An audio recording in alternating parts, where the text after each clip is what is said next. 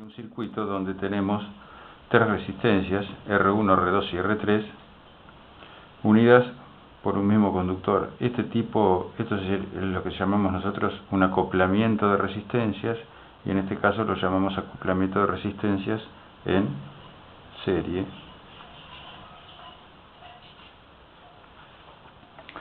Si analizamos, acá tenemos una fuente, tenemos con una tensión B, tenemos una corriente que circula por el circuito, circula por acá. Ya sabemos que la corriente que va a tomar al voltímetro, o sea que va a ir para el voltímetro, va a ser insignificante o despreciable, y vemos que la corriente I que circula atraviesa esta resistencia y atraviesa esta resistencia, o sea que la corriente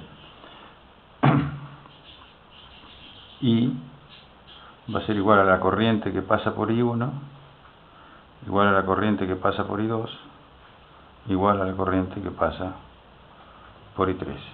O sea que todas las resistencias están siendo atravesadas por el mismo valor de corriente. Si yo mido la diferencia de potencial que hay entre estos extremos, y mido la corriente con un amperímetro, la corriente que circula por acá, es la misma que circula por acá. Volvemos a repetir que por el voltímetro la corriente que circula es insignificante o despreciable. Por acá circula, ¿qué cosa? La I total. Entonces el amperímetro me estaría marcando la corriente total que circula por el circuito, y el voltímetro me está marcando la diferencia de potencial. La diferencia de potencial va a ser igual a I por R. La pregunta es, ¿cuál es el valor de R que yo voy a obtener acá? ¿Qué ocurre? Si yo pusiese un voltímetro acá,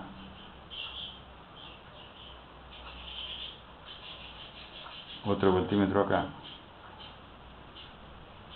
y otro voltímetro acá, entonces sería B1, B2 y B3.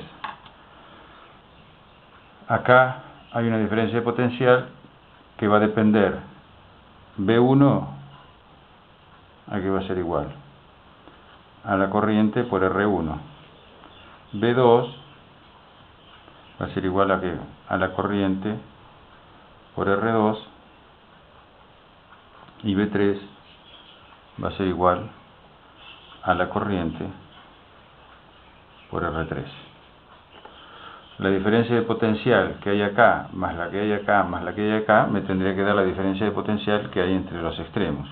O sea que la tensión B va a ser igual a ¿qué cosa? A B1 más B2 más B3. Si yo reemplazo en esta ecuación, ¿qué voy a tener?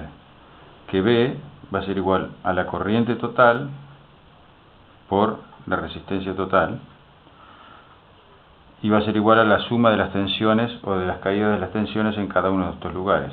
¿Esto qué quiere decir? Que si esta fuente fuese de 6 volts y estas resistencias fueran todas iguales, acá sería la caída potencial de 2 volts, la caída potencial de 2 volts y la caída potencial de 2 volts. Si sumo 2, 4, 6, me daría la caída potencial que hay entre los extremos de este conductor.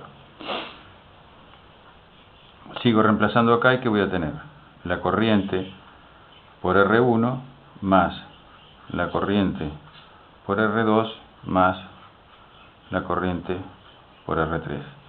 Como ya dijimos que la corriente I que circula por acá es la misma que circula en esa resistencia, en esta y en esta, ¿qué va a pasar? Estas corrientes se van a simplificar y voy a obtener una expresión de la resistencia total del circuito que va a ser igual a R1 más R2